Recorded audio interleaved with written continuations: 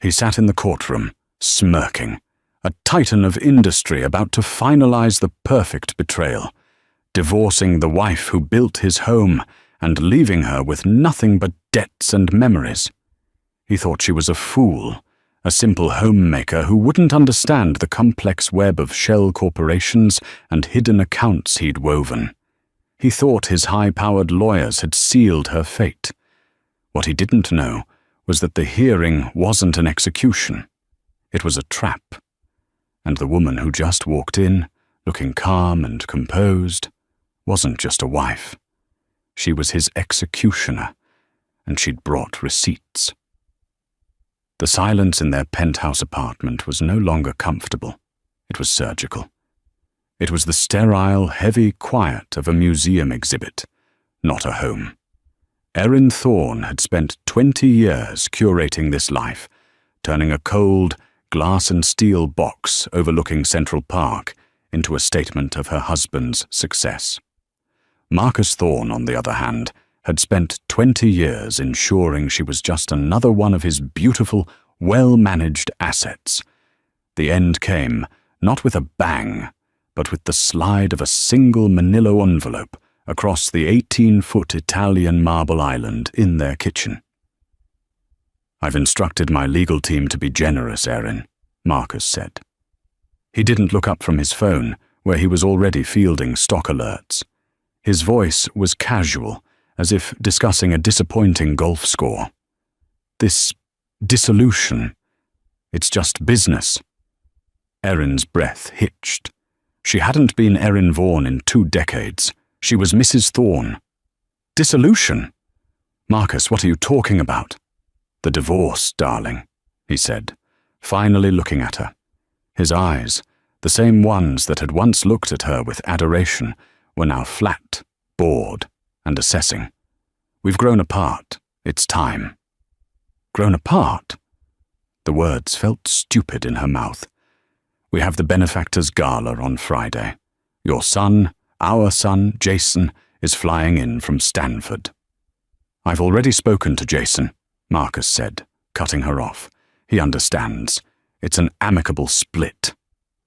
Erin's hands, which were just moments ago arranging imported hydrangeas, began to tremble. She opened the envelope. It wasn't a letter. It was a settlement offer. A one-time payment that was, to be frank, insulting. It was enough to buy a small apartment, perhaps, but it was a rounding error in the vast empire of Thorne Industries. "Marcus, this is generous," he repeated, "considering you haven't worked a day since we were married. I'm letting you keep the co-op in the city, but you'll have to assume the mortgage." The blood drained from her face.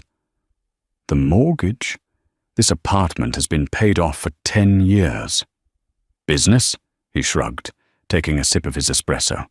"Market volatility. We had to leverage some assets. It's all very complex. You wouldn't understand. My lawyers at Grant, Tilling and Spires will explain it all. Just sign, Erin. Don't make this messy." He checked his platinum watch, a gift from her for their 15th anniversary. "I have a board meeting. The driver is waiting." He straightened his bespoke Zegna tie, walked past her without a glance, and left. The heavy steel door clicked shut, sealing the silence once more. For an hour, Erin didn't move. The complex finances, the sudden mortgage, the dismissive tone. This wasn't a man who had grown apart. This was a man executing a plan. The insult wasn't the small sum, it was the assumption of her stupidity. Marcus had forgotten who she was before she was Mrs. Thorne. He'd forgotten the woman who graduated summa cum laude with a degree in forensic accounting, the woman who had been poached by Deloitte right out of college, the one who could spot a phantom employee in a payroll of thousands. She had given up that career to raise Jason, to build Marcus's social standing, to be the perfect corporate wife. He had just made the single worst mistake of his life. He hadn't just filed for divorce. He had given his most diligent auditor a reason to open the books. and Erin Thorne intended to audit everything. Erin's first move was to test her cage. She tried to log into their joint private banking portal. Access denied. Please contact your administrator. Marcus. She tried the joint checking account. Access denied. He had been thorough. He had cut her off financially before he even served the papers. The generous offer was now revealed for what it was, the only money he intended for her to have. He wanted her desperate, cornered, and forced to sign. But Marcus, for all his brilliance in the boardroom, was sloppy. He was an arrogant predator, and arrogance breeds complacency. He had cut off her access, but he hadn't changed the Wi-Fi password. He hadn't thought to scrub the cloud backup from the family iMac, the one she used for charity auctions and recipes. She didn't sleep. Fueled by a cold, righteous fury, she dug. For the first 24 hours, she found nothing. Marcus's digital life was scrubbed clean. His calendars were managed by his assistant. His emails were Odine corporate speak. Then she found the first thread. It wasn't in his accounts. It was in the shared family cloud. Tucked away in a folder labeled Old Tax Docs was a subfolder she'd never seen before. Project Nightingale. It contained scanned documents, wire confirmations, and incorporation papers. Nightingale Trust, a holding company registered in the Cayman Islands. It was established 6 months ago. She cross-referenced the dates. It was the same week Marcus had told her they needed to leverage assets and remortgage their paid-off home. The documents were dense, but to Erin they read like a grocery list. He had systematically transferred liquid assets, stocks, bonds, cash reserves, out of their joint portfolios and into this new, untouchable entity, the mortgage on their home. He'd taken the equity out and wired that too, but the final document was the one that made her heart stop. It was a property deed, a sprawling 10-bedroom villa in Tuscany. It was purchased outright by Nightingale Trust. The listed point of contact for the trust wasn't Marcus. The name was Isabella Rourke. Erin's blood ran cold. Isabella Rourke. She wasn't some secretarial fling. Isabella was a power player, a cutthroat VP at a rival private equity firm. Erin had met her at galas. She was young, sharp, and utterly ruthless. She was Marcus, in a female form.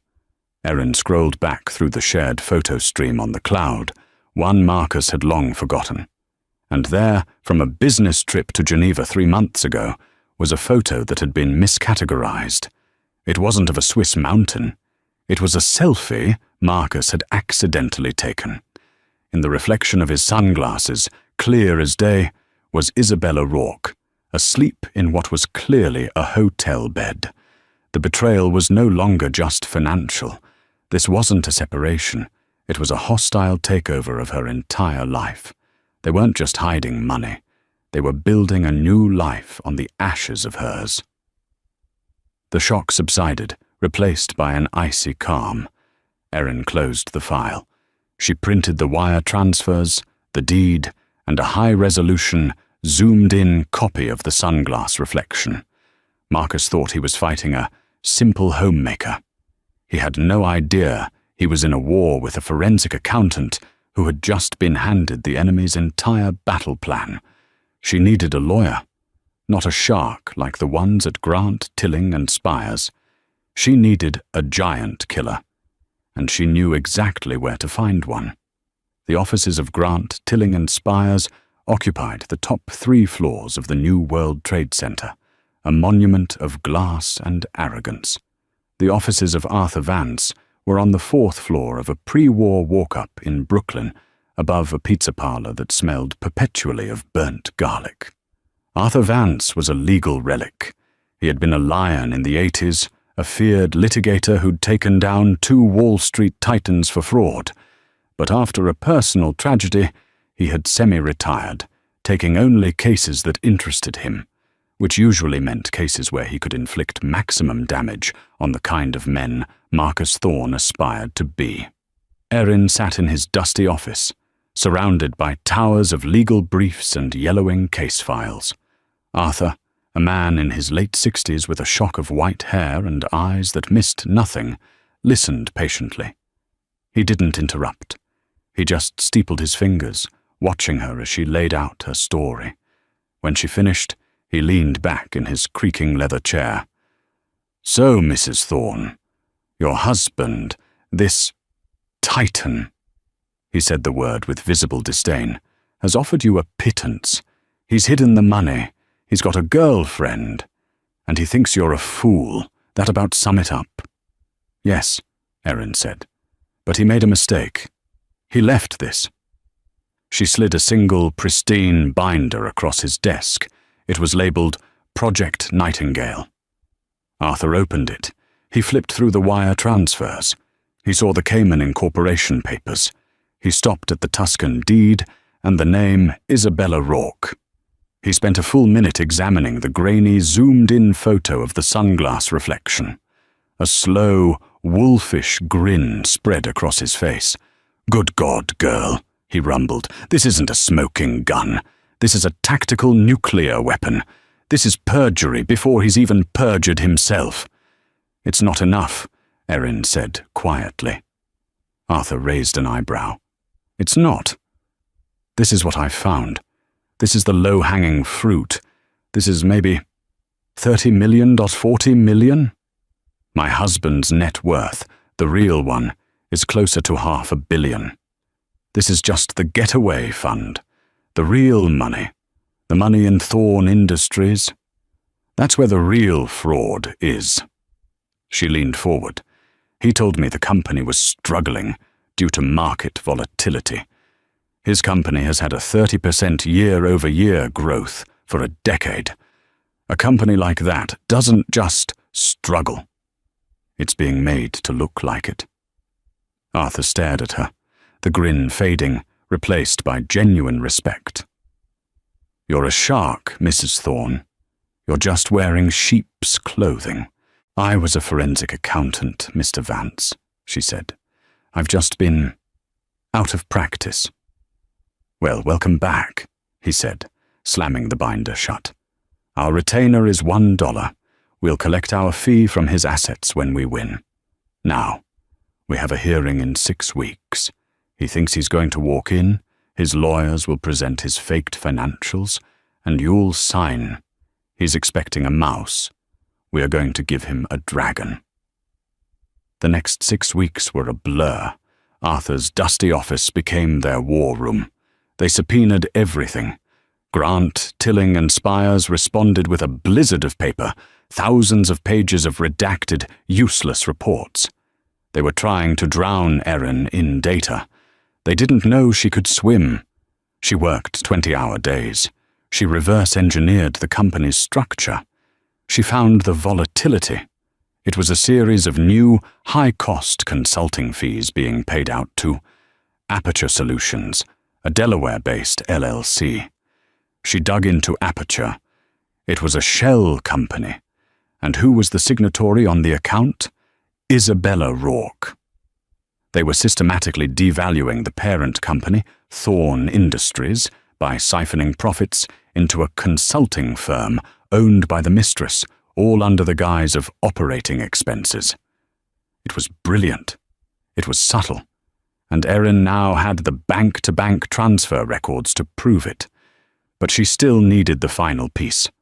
The link that tied Marcus, Isabella, and the stolen money together in a bow, so tight even his high-priced lawyers couldn't unravel it. Marcus was getting cocky. 2 weeks before the hearing, he agreed to a deposition. It was a power play, a chance for his legal team, led by the infamous Robert Kincaid, to intimidate Erin. They sat in a sterile conference room at Grant, Tilling, and Spires. Kincaid, all pinstripes and smug condescension, led the questioning. "Mrs. Thorne," Kincaid began, "could you describe your role at Thorne Industries?" "I was not an employee," Erin said calmly. So you had no hand in the day-to-day operations? You didn't advise on investments? You never attended strategy meetings? My husband and I discussed his work, yes, Erin said. But you are not, say, an investment banker? Or a lawyer? Or a CPA? I have a degree in forensic accounting, Erin said, her voice mild. Kincaid and Marcus shared a look of amusement. A degree? From 20 years ago. You're a homemaker, Mrs. Thorne, a patron of the arts. You handle floral arrangements, not financial audits. The condescension was a physical weight, but Erin just smiled. I balance my checkbook. Marcus himself couldn't resist. He leaned into his microphone. Erin, darling, I've told you. It's complex. Let the professionals handle it. Just sign the papers. Don't embarrass yourself. Don't embarrass yourself. That night, Erin was back in Arthur's office, staring at a mountain of data. He's right about one thing, she said, rubbing her temples. It's complex. I've got the transfers to Aperture, but I can't prove Aperture isn't a legitimate consulting firm. I can't prove Isabella isn't a real consultant. It's his word against mine. They'll just say I'm a vindictive wife. We need the why, Arthur said, chewing on an unlit cigar. We have the what. We need the why. What are they doing with the Aperture money? Erin's mind flashed back to the deposition, the smirk, the condescension, and something else. A laptop. Marcus had a new, slick, carbon fiber laptop, but Kincaid had been using an older, silver model. No, wait. Marcus hadn't used a laptop. He'd been using his phone. The new laptop was sitting on the table of a junior associate, but it triggered a memory. His old laptop, Erin whispered. What? His old laptop, the one he replaced 3 years ago. He told me to donate it to a charity auction. I don't think I ever did. It was in my office, in the donate pile. She was out the door in seconds. 2 hours later, she was back, holding a slightly dated, heavy silver laptop. This is a long shot, she said. The longest, Arthur agreed. She booted it up. It whirred to life. Miraculously, it hadn't been wiped. Marcus, in his arrogance, had just bought a new one and forgotten this one. It was a digital ghost ship. Most of it was useless, old presentations, golf photos. But Erin, using her old forensic software, ran a search for deleted files. And there it was, a password-protected, encrypted zip file. It was deleted, but she'd recovered it from the unallocated space. Password? Arthur asked. Erin thought. She tried Isabella. Access denied. She tried Nightingale. Access denied. She tried Thorne. Access denied. She closed her eyes, thinking back to the man she used to know. The man before the billions. What did he want more than anything? What was his ultimate, arrogant dream? It was the name of the 50-foot yacht in all his daydreams, the one he always said he'd buy when he truly arrived. She typed, SOVEREIGN. Access granted. The file unzipped. It wasn't a spreadsheet. It wasn't a ledger. It was a full-blown business plan. Project Sovereign. It was a detailed 80-page plan to launch a new rival private equity firm. The firm would be co-owned by Marcus Thorne and Isabella Rourke. The plan detailed, to the dollar, the exact amount of capital they needed for their initial fund. It listed the $30 million from Nightingale Trust as seed money, and it forecasted the next $150 million in liquid capital extraction from Thorne Industries via the Aperture Solutions consulting fees. But the worst part, the part that made Erin's stomach clench, was the appendix. Appendix C, the dissolution strategy. It was a series of emails between Marcus and Isabella. Marcus, she'll be broken by the deposition. Kincaid will paint her as a stupid, grasping housewife. She'll sign for the apartment and the stipend. She's too proud to fight. Isabella. Are you sure? What about her accounting degree? Marcus. A charming relic. She can't even balance her Neiman Marcus bill. She's a fool, darling. By the time the hearing starts, we'll have transferred the last of the Aperture funds. All she'll be inheriting is my debt. A final damning email. From Marcus to his lawyer, Robert Kincaid. Kincaid, drag this out until the 15th. The final Aperture deal closes then. We need her to believe the company is bankrupt. Manage her expectations. Make her believe she'll be lucky to get the furniture. Then we pivot. We'll be in Geneva, launching Sovereign before she even knows what hit her. Erin printed every single page. She attached the email. She attached the entire business plan. Arthur, she said, her voice shaking, not with fear, but with a cold, clear rage. He didn't just commit fraud against me. He committed fraud against the court, and he implicated his own lawyer. Arthur looked at the email to Kincaid. His wolfish grin returned, and it was terrifying. "Oh, Marcus," he whispered to the empty room, "you absolute magnificent fool." The morning of the hearing, Erin chose her armor carefully. Not the somber black of a victim, nor the defiant red of a warrior. She chose a simple, elegant, navy blue sheath dress. It was the dress of a professional. It was the dress of a woman who was there to work. Courtroom 3B was an imposing room of dark wood and high ceilings, designed to make one feel small. At the opposing table, Marcus Thorne sat, flanked by Robert Kincaid and 2 junior associates. Marcus looked relaxed, checking his phone, flashing a confident smile at Kincaid. He looked every inch the Titan, annoyed he had to be there, but confident in the outcome. When Erin walked in with Arthur Vance, Marcus's smile faltered for a fraction of a second. She wasn't crying. She wasn't trembling. She looked him directly in the eye, held his gaze for 3 solid seconds, and then looked away as if he were a mildly interesting piece of furniture. The power dynamic had shifted, and he felt it.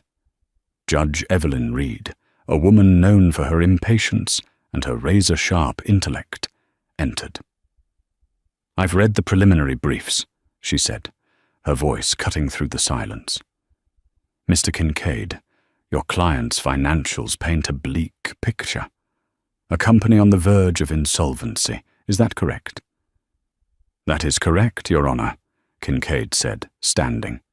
He was smooth, practiced, and deeply convincing.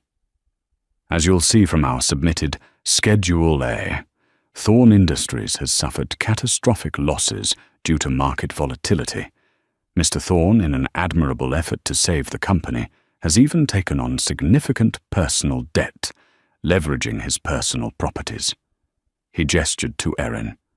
"While Mr. Thorne is prepared to be generous and offer Mrs. Thorne the marital apartment, free and clear, and a stipend of $20,000 a month, her demands for 50% of the company's value are, frankly, based in fantasy. 50% of 0, Your Honor, is still 0. He presented his case for an hour. He showed charts. He showed graphs. He showed faked, doctored, and utterly believable profit and loss statements. He painted Marcus as a tragic hero, trying to keep his empire afloat. He painted Erin as a greedy, out-of-touch wife who didn't understand that the party was over. In the back of the courtroom, Erin saw her. Isabella Rourke. She was trying to be inconspicuous, sitting in the back row like a curious student. She was there to watch the final victory. The moment Erin was officially erased, the sight of her made Erin's resolve harden from steel to diamond. "Thank you, Mr. Kincaid," Judge Reed said, looking over her glasses. "A very thorough presentation. Mr. Vance, your response? And I hope it's more than just emotional appeals." Arthur Vance, in his rumpled suit, stood. He looked like a man who had wandered in by mistake. "Your Honor," Arthur began, "my colleague, Mr. Kincaid, is correct. 50% of 0 is 0. We do not dispute his math. We dispute his numbers." Kincaid scoffed. "The defense has painted a picture of a company in collapse," Arthur continued. "But we believe the company isn't collapsing. It's being emptied." "Objection," Kincaid snapped. "Innuendo. Mr. Vance has no proof." "On the contrary," Arthur said, his voice suddenly booming. "We have a great deal of proof.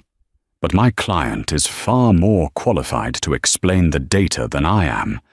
With the court's permission, I would like to call Erin Thorne to the stand, not as a wife, but as an expert witness in forensic accounting." The room went silent. Marcus stared. Kincaid's jaw went slack. "As an expert," Judge Reed said, intrigued.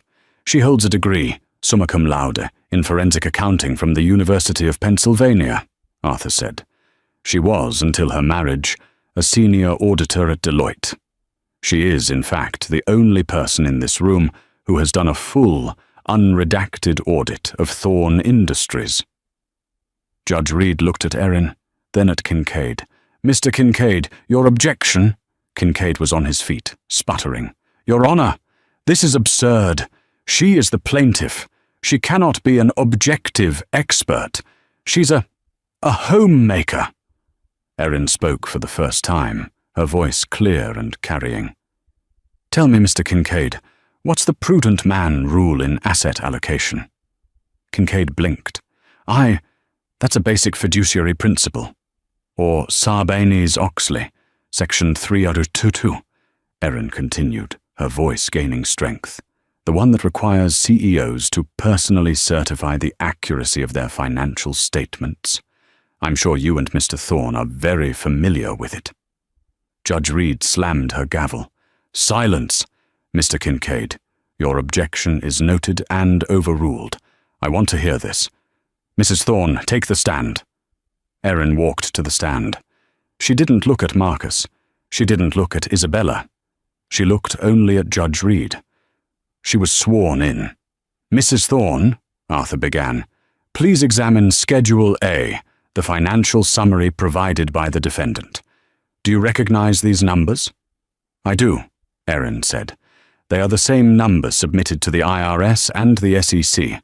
They are also, for the most part, fiction." "Objection!" Kincaid roared.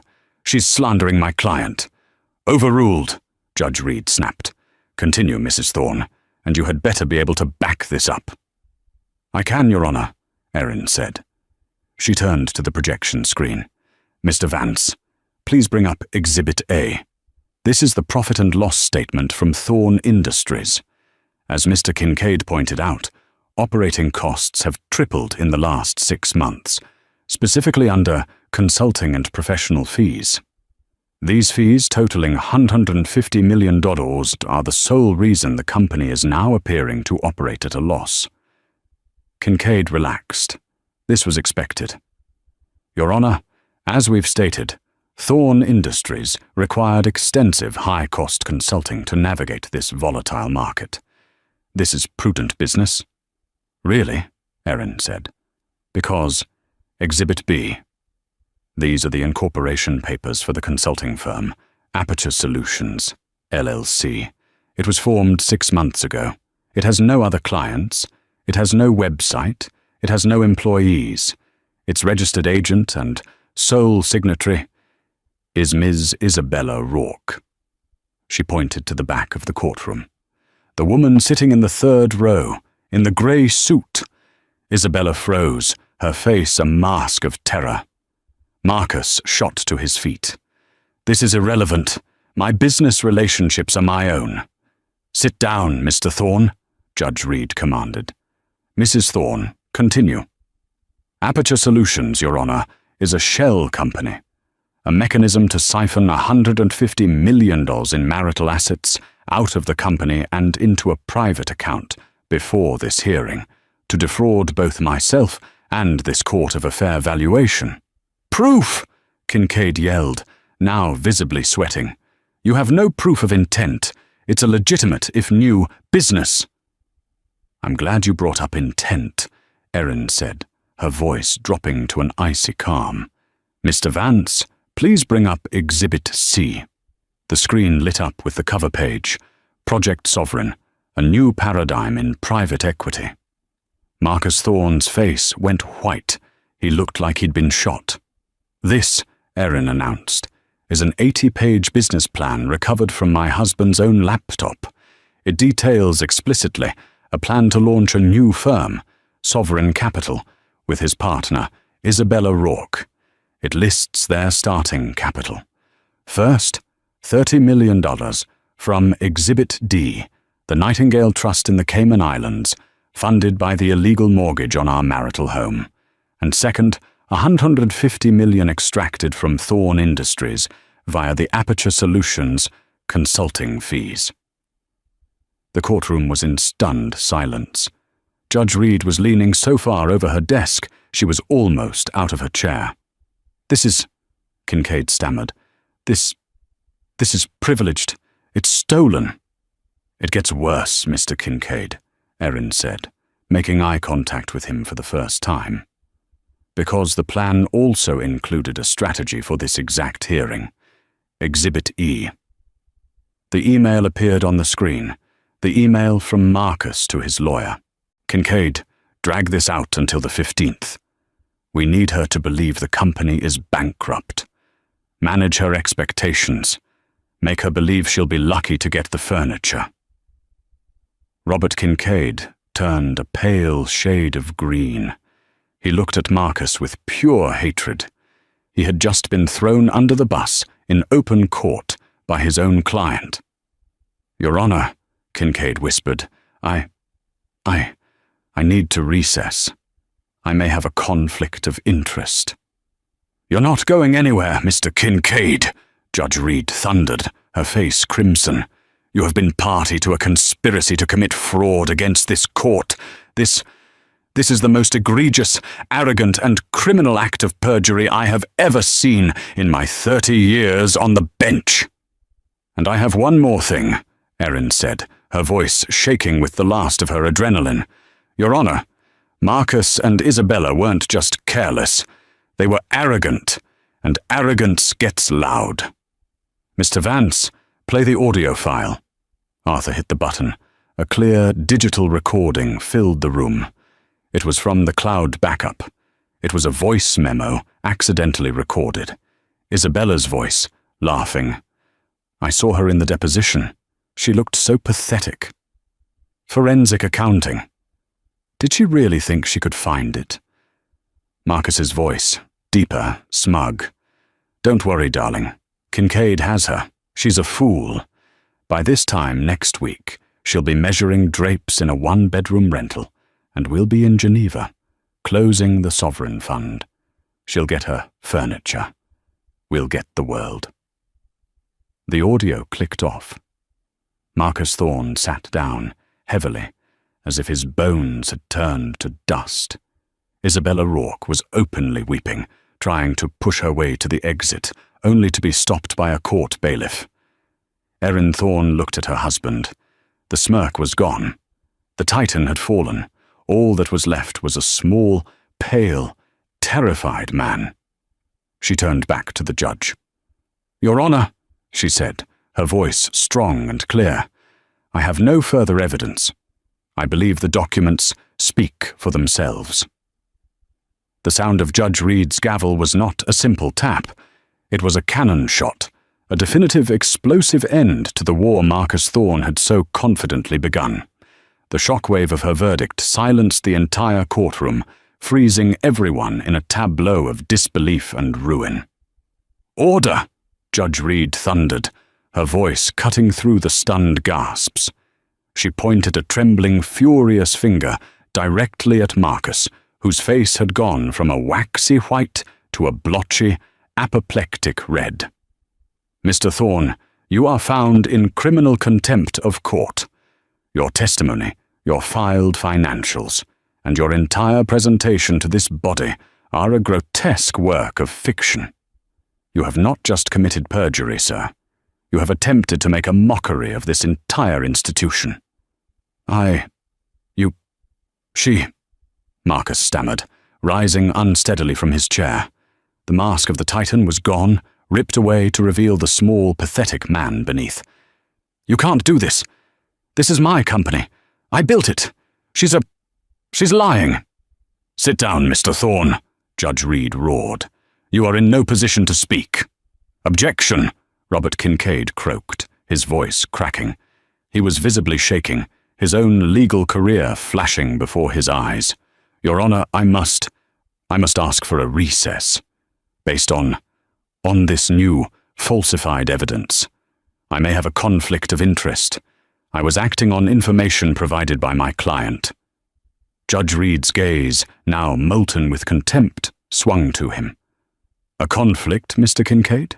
The only conflict I see is your oath as an officer of the court versus your conspiracy to defraud it.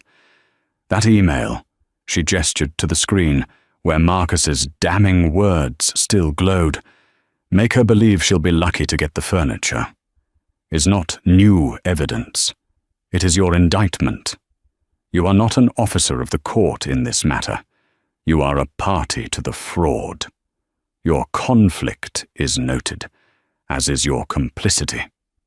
This was the moment, the precise, crystallized second that Marcus Thorne realized his life, the one he had so carefully curated, was over.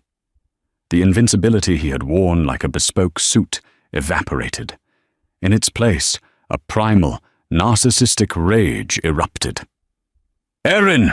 he bellowed, shoving his chair back so hard it slammed into the wall. He pointed a shaking finger at her. You bitch! You lying, scheming bitch! I gave you everything. This is my money. You'll get nothing. You'll be in the gutter. I'll... Bailiff!" Judge Reed yelled. "Restrain Mr. Thorne, now!" Two large officers moved in, grabbing Marcus by the arms. He struggled, his face contorted. "You can't do this to me. Do you know who I am? I am Marcus Thorne." "You were," Erin said, her voice quiet, but carrying with chilling clarity in the sudden hush. It was the first time she had spoken directly to him. Her words, more than the bailiff's, seemed to deflate him. He simply stared at her, his mouth open, finally understanding that the woman he saw was not his wife. She was his executioner. Judge Reed wasn't finished. Her eyes scanned the back of the courtroom, landing on the ashen, weeping figure of Isabella Rourke, who was still frozen by the exit. "And you," the judge said, her voice dropping. "Ms. Rourke, you were not a party to this hearing, but you are a party to the criminal conspiracy. Bailiff, take Ms. Rourke into custody. She is a material witness and an immediate flight risk." "No!" Isabella shrieked as a second bailiff approached her. The click of the handcuffs was loud in the silence. "No, please, it wasn't my idea. It was him. He made me. He promised me. He told me she was nothing. Her pleas devolved into incoherent sobs as she was led, unceremoniously, from the courtroom. Judge Reed took a long, steadying breath, her knuckles white on the gavel.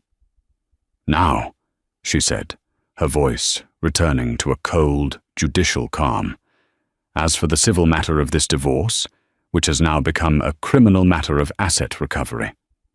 She looked at Erin, and for the first time, the iron gaze softened with something that looked like profound, unadulterated respect. "My judgment is immediate and final. I am freezing all assets, domestic and international. The Nightingale Trust, Aperture Solutions, Thorne Industries, and all known and unknown personal and corporate accounts of Mr. Thorne. I am appointing an independent, court-mandated forensic auditor, not one of your choosing, Mr. Kincaid, to verify Ms. Vaughan's findings and conduct a full audit of the last 10 years. She paused, letting the weight of that sink in. "But as a preliminary measure, based on the clear, undeniable, and frankly insulting evidence of criminal fraud, she continued, I am awarding 100% of all funds currently held by the Nightingale Trust and Aperture Solutions directly to the plaintiff, Erin Vaughan. This is not a division of assets. This is restitution for the attempted theft. A gasp went through the courtroom. Erin, with a single binder, had just clawed back over 180 million dirhams. Furthermore, Judge Reed said, I am awarding Ms. Vaughan 75% of all remaining marital assets, including the full valuation of Thorn Industries once the audit is complete. She will receive full, unencumbered ownership of the marital home and all its contents. Mr. Thorn, she said, looking at the now slumped, defeated man held between the two officers, will retain his personal effects, his golf clubs, and 100% of the debt he fraudulently created. And Mr. Thorn, you will be paying all of Ms. Vaughan's legal fees, which I imagine are, and I quote your own words, catastrophic. And finally, she said, banging the gavel, I am referring this entire case, Mr. Thorn, Mr. Kincaid, and Ms. Rourke, to the District Attorney's Office for immediate criminal investigation. This hearing is concluded. You, sir, she said to Marcus, are remanded to custody pending a bail hearing on the contempt charge. All rise, the bailiff called. Erin stood. She calmly, precisely, gathered her binders. She clicked her briefcase shut. She didn't look back. As Marcus Thorn was being led out a side door in handcuffs, his name already on its way to becoming a synonym for disgrace, Erin Vaughan, accompanied by Arthur, walked straight out the main entrance. She pushed open the heavy wooden doors, and the world exploded. A wall of noise, light, and questions hit her. A dozen reporters, alerted by the commotion, had formed a gaggle in the hallway, a frenzied pack of sharks sensing blood. Mrs. Thorn, is it true? Did he hide 180 million? Mr. Thorn, did you perjure yourself? This was yelled at the closed door he'd just been taken through. Erin, what do you have to say to your husband? Ms. Rourke! Cameras flashed, and microphones were shoved forward. Arthur, in his rumpled suit, transformed. He stepped in front of Erin, a bulldog guarding his client, and held up a hand. Ladies and gentlemen, he boomed, his old-school litigator's voice drowning out the noise. My client, Miss Erin Vaughan, he said, hitting the name, has no comment on the ongoing criminal investigation into her husband and his legal counsel. That one sentence, criminal investigation and his legal counsel, sent a fresh wave of frenzied typing and whispering through the pack. But, Arthur continued, let me be clear. What happened in there was not a divorce. It was the dismantling of a criminal conspiracy, and it was done by one person, Ms. Vaughan. She came to this court seeking a fair and equitable dissolution. Instead, she uncovered a multi-million-dollar plot to defraud her, the court, and the SEC. We have handed all evidence to the district attorney. This is no longer a divorce matter. It is a state and federal one. A reporter from the Post, known for her sharp questions, pushed her mic forward.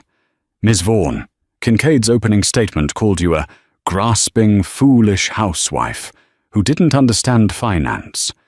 What do you say to that? Erin stepped forward.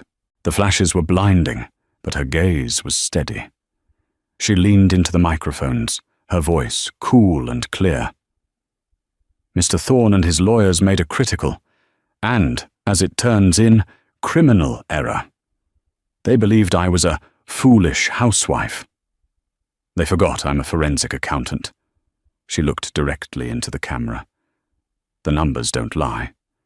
And as of today, neither does anyone else in that courtroom. Thank you.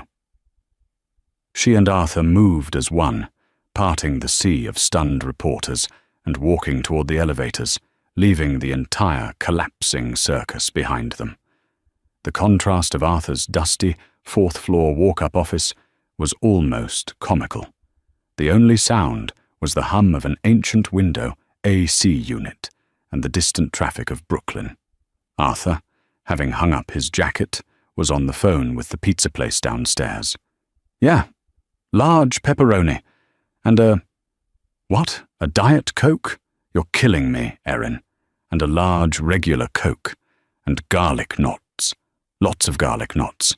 Yeah, it's Vans. Put it on the tab." He hung up and slumped into his creaking chair, putting his feet on the desk. He gestured to the styrofoam cup of terrible coffee he'd poured for Erin. "So," he rumbled, "that was more fun than my last 5 cases combined." Erin hadn't touched the coffee. She was still standing by the window, the adrenaline slowly draining, leaving behind an exhaustion so profound it was physical. "He'll appeal," she said. It wasn't a question. "Let him," Arthur said, chewing on the end of a now unlit cigar. "He can appeal from a jail cell. He can't appeal the truth. The email to Kincaid. That's the ball game. That's the smoking gun that a prosecutor dreams of. Kincaid is done. Disbarred by Christmas, he'll plead out, testify against Marcus to save his own skin." "And Marcus?" she whispered. "Bankruptcy first.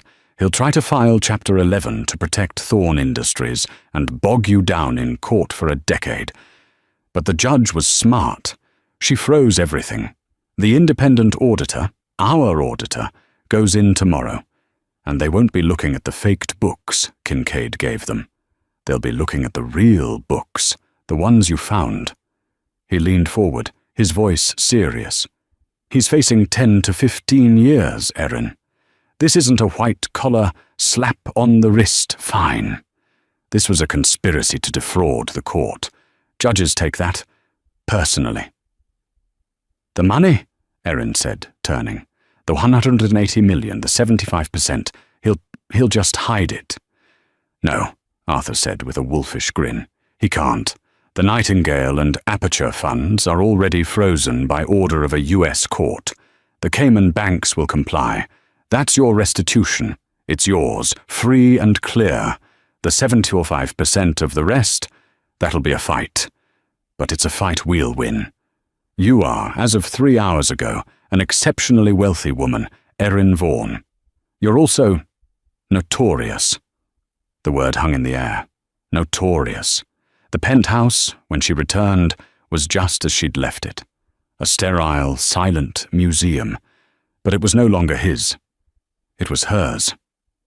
The first thing she did was walk to the 18-foot marble island and sweep the generous manila envelope he'd left her, the one that started it all, into the garbage. The second thing she did was call her son. Jason flew in from Stanford the next morning. He was pale, his eyes wide with confusion and fear. The New York Post was splayed on the kitchen counter, a grainy photo of his father's enraged face under the headline, "Thorn in his side. Wife's proof sinks tycoon." "Mom," he said, his voice cracking. I saw the news. He's in jail." "He posted bail on the contempt charge," Erin said calmly. "He's at his club. He's not to be contacted." "He's been calling me," Jason whispered. "He's left. 10 voicemails. He's a wreck. He says you fabricated evidence. He says you're a vindictive. Well, he said what he said. He said you ruined him." Erin's heart, which had been a block of ice for weeks, ached for her son. This was the last casualty, the innocent in the crossfire. "Jason," she said, her voice soft but firm, "I am going to show you one document. Not the mistress, not the villa in Tuscany, not the audio recordings. Just this. This is Project Sovereign, Appendix C, the dissolution strategy. It's an email. Between your father and his lawyer." She slid the single printed page across the marble. Jason picked it up. He read. He read the part about her being a stupid, grasping housewife. He read the part about she can't even balance her Neiman Marcus bill. He read the part about make her believe she'll be lucky to get the furniture. His face, so full of his father's features, crumbled. He said that? About you? He wrote it, Jason, Erin said. And he planned to do it. He planned to leave me, his wife of 20 years, with a mountain of his own debt. He planned to leave us with nothing but a name he'd already destroyed. I didn't ruin your father. I simply stopped him from ruining me. Jason didn't speak for a long minute. He looked at the email, then at his mother, really looked at her, perhaps for the first time, as a person and not just a parent. He slowly walked around the marble island, and he did something he hadn't done in years. He hugged his mother. "Okay, Mom," he said, his voice thick. "Okay. What do we do now?" "First," Erin said, holding her son tightly, "we sell this apartment. It's a museum and I am done being an exhibit." 1 year later, the offices of Vaughan Forensic Solutions were not in a dusty walk-up. They were on the 50th floor, in a new, gleaming tower of glass and steel. The view was of the East River, and the sun, rising, streamed in. The office was bright, modern, and bore no trace of her old life, save for the framed, summa cum laude accounting degree hanging on the wall. The Forbes article was framed, too, in the reception area. The Avenging Auditor, How Erin Vaughan Turned Betrayal into a Booming Business. The fallout had been total. Marcus Thorne, after a brutal criminal trial where Kincaid and Isabella had both testified against him to save themselves, was found guilty. He was sentenced to 12 years in a federal minimum security prison for conspiracy, perjury, and wire fraud. His final appeal, based on spousal privilege, was laughed out of court. He had lost everything: his company, his son, his freedom. Isabella Rourke, having cooperated fully, received 5 years probation and was ordered to repay $2 million in salary from the Aperture Fund. Her career in New York was over. She was last seen working as an unnamed consultant in Dubai. Robert Kincaid was disbarred. His testimony was key. He was sentenced to 18 months, suspended for conspiracy to commit fraud, and his career was over. Erin, on the other hand, had just begun. Her firm was the new must-hire for high-stakes, high-asset divorces. She was the woman you called when you knew your husband was a snake, but you just couldn't find the snake pit. A woman, Sarah, sat across from Erin's clean, modern desk. She was the same woman from the gala years ago, who had whispered her fears. "Erin, I'm terrified," Sarah said, twisting a diamond ring. He says I'm just like you. Vindictive. Greedy. He says his lawyers at Paulson & Croft will bury me in paperwork until I give up. He says I'm a fool and I don't know how his business works." Erin smiled, a warm, confident smile. She slid a sleek tablet across the desk. "Sarah," Erin said, "first, Paulson & Croft are not co-conspirators. That's a good start. Second, you're right. You don't know how his business works. You know how it worked, before he started hiding assets." She tapped the screen. A complex-looking flowchart appeared. "He made the same mistake Marcus did," Erin said, her eyes twinkling. "He got arrogant. He got sloppy. And he too forgot to scrub the hard drive on the old family laptop in the den. They always forget the laptop. Your husband, it seems, has a fondness for parallel accounts in Liechtenstein, all opened under his college roommate's name." Sarah's jaw dropped. "How?" Erin stood, walking to the window, looking out at the city she now owned a piece of, on her own terms. "They call us fools and housewives because it's easier than admitting we were their partners. It's easier than admitting we were there, watching and learning. They think we only see the home. They forget. We were the ones who built it. We know where every pipe is buried, and we know exactly where all the bodies are too. She turned back to her client, her smile all business. Now, let's go get your money. They say the best revenge is living well, but sometimes revenge is a perfectly executed forensic audit. Erin didn't just walk away.